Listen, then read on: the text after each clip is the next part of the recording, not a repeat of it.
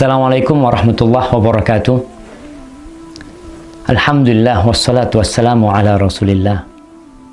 Amma ba'd. Akhi ukhti rahimakallah. Tatkala seorang membina rumah tangga, kemudian Allah memberikan sakinah, kedamaian, membalut hubungan suami istri dan anak-anaknya dengan cinta dan kasih sayang. Biasanya ada kekhawatiran dan ketakutan ditinggal oleh salah satu dari keduanya. Istri biasanya yang takut kehilangan suaminya, takut ditinggal sama suaminya, tinggal mati, tinggal kawin lagi, tinggal kabur.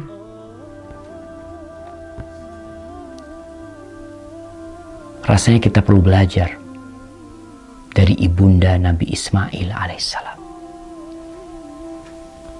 Tatkala Nabi Ibrahim alaihissalam menikahin Hajar, akhirnya Sarah, istri pertama Nabi Ibrahim, cemburu.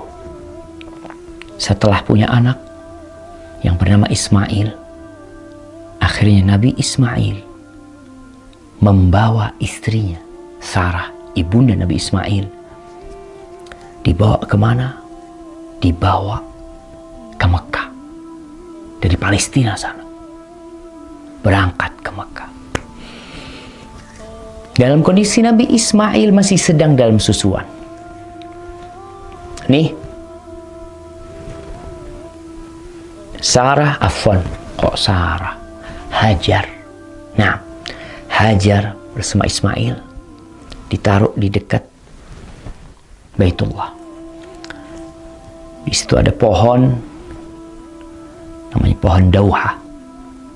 Kalau kita tahu ibu kota Qatar, Doha, itu nama pohon tuh. Ada pohon Doha di situ yang letaknya di dekat air Zam-Zam, di tempat yang agak tinggi dari Masjidil Haram sana. Taruh di sana, dikasih air, kasih makanan. Dan di Mekah tidak ada seorang pun yang ada di sana. Lembah kosong, tidak berpenduduk. Bukan tidak berpenduduk, tidak bertanaman, tidak ada tumbuhan yang bisa dimakan di sana. Taruh di sana. Lalu Ibrahim pergi. Nabi Ibrahim pergi meninggalkan keduanya. Ketika Nabi Ibrahim pergi, diikutin sama Hajar. Fatabi'athu ummu Ismail. Ini hadis dalam riwayat Bukhari. Ibunda Nabi Ismail ikut. Berkata, "Ya Ibrahim, aina tadhhab wa tatrukuna bi hadzal wadi alladhi laysa fihi insun wala syai'." Wahai Ibrahim, kemana kamu mau pergi? Kamu meninggalkan kami di tempat ini, di lembah yang di situ tidak ada manusia dan tidak ada sesuatu apapun di sini. Nabi Ibrahim berdiam, tidak menjawab dan tidak menoleh. Menjawab tidak, menoleh tidak. Di sini Hajar sadar, mungkin pertanyaan dia yang salah. Para istri kadangkala salah bertanya kepada suami, sehingga terjadi perang di dalam rumah. Nabi Ibrahim tidak menjawab, dan Sarah dan Hajar kemudian mengatakan, "Allahu amaraka bihadza." Dirubah pertanyaannya. Tadi bertanya, kami dititipkan ke siapa di sini nih? Kok ditinggal di sini? Dirubah pertanyaannya, apakah Allah yang memerintahkan kepadamu untuk melakukan ini? Pertanyaan istri Nabi. Kata Nabi Ibrahim, "Na'am." Iya. "Idzan la yudayyi'una." Kalau seperti itu, Allah tidak akan melantarkan kami. Sudah, kau berangkat. Pulang nih. Hajar berangkat ke tempat dia meletakkan Nabi Ismail. Nabi Ibrahim terus pergi sampai ketika sudah tidak kelihatan oleh Hajar, Nabi Ibrahim menghadap ke kiblat. Kemudian berdoa, mengangkat tangannya mengatakan, Rabbana inni askantu min dzurriyyati biwadin ghairi dhi zar'in inda baitikal muharram Rabbana liyuqimus salah faj'al af'idatan minan nasi tahwi ilaihim warzuqhum minas thamarat la'allahum yashkurun.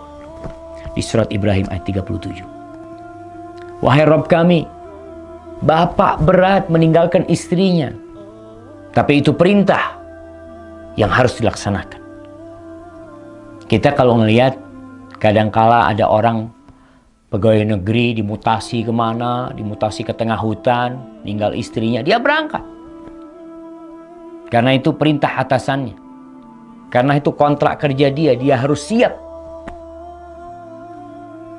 Kita kadangkala taat sama perintah manusia, tapi sama perintah Allah kita meremehkan. Nabi Ibrahim selesai ditinggal, dia berdoa, angkat tangan menghadap kiblat nih. Dianjurkan berdoa angkat kiblat dan angkat tangan menghadap kiblat. Wahai Rabb kami, sesungguhnya aku meletakkan dari anak keturunanku di sebuah lembah yang tidak tumbuh tanaman di situ, di sisi Baitukal Muharram. Ya Allah, jadikan mereka orang-orang yang mendirikan sholat. Jadikan sebagian hati manusia condong ke tempat ini. Karena harus ada kehidupan di sini. Ada rumahmu di situ. Dan berikan rezeki kepada mereka dari buah-buahan. Bayangkan, Nabi Ibrahim berdoa minta buah-buahan di lembah yang kering kerontang. Itu keyakinan seorang muslim. Tidak pernah pesimis dalam kehidupan ini. Allah pasti bisa memberi. Berikan rezeki dari buah-buahan agar mereka bersyukur kepada Allah. Pergi Nabi Ibrahim. Ibunda Nabi Ismail, Hajar, disusuin itu Ismail. Dia minum air yang tersisa. Dia makan kurma sampai habis. Ketika habis airnya, susunya kering, makanan habis. Dilihat Nabi Ismail dalam kondisi kehausan dan kelaparan. Maka Hajar takut melihat, nggak tahan melihat Nabi Ismail dalam kondisi seperti itu. Akhirnya dia lihat ada bukit yang dekat, Bukit Sofa. Berangkat ke sana. Dia lihat ke sana ke sini. Mungkin ada yang bisa membantu. Dia lari lagi. Agak keras larinya ketika sampai perut lembah. Berangkat ke Marwa sampai 7 kali. Ketika 7 kali, yang itu sa'inya orang sekarang. Kita kalau sa'i itu adalah mengenang bagaimana perjuangan seorang ibu yang ditinggal oleh suaminya. Tidak boleh berhenti berjuang. Tetap Allah bisa memberikan rezeki dengan kun, tapi tetap harus ada perjuangan. Akhirnya setelah sampai di Marwa, dia mendengar suara. Maka dia mengatakan, Sa'in, turidu nafsah. Coba dengar ini, ada apa nih? Dia berusaha untuk mendengar suara yang terdengar oleh telinganya. Lalu berkata ibunda Nabi Ismail, Qad asma'ta in kana indaka ghiwath. Aku sudah dengar nih, engkau telah membuat aku dengar. Kalau engkau bisa membantu, ya bantu. Ternyata dia melihat ada malaikat di sisi Nabi Ismail alaihissalam. Yang malaikat itu menggali, dikatakan dengan kakinya atau dengan sayapnya sampai air itu keluar. Air itu keluar, jemaah. air Zam-Zam keluar. Di sini betapa bahagianya Nabi, ibunda Nabi Ismail, air itu dikumpulin sama dia. Andai kata tidak dikumpulin, kata Nabi SAW, air Zam-Zam itu akan jadi mata air yang mengalir. Maka jemaah, nih pesan untuk setiap wanita, jangan takut ditinggal suaminya. Yang memberikan rezeki bukan suaminya. Ketika lahiran nggak ada suaminya, marah-marah sama suaminya, suaminya tidak bisa berbuat apa-apa. Minta sama Allah, berjuang. Bagaimana Maryam berjuang melahirkan anaknya sendirian. Tidak ada yang membantu dia. Tapi yakin ada Rabbul Alamin. Semoga setiap wanita bisa ambil pelajaran dari ibunda Nabi Ismail. Barakallahu fikum.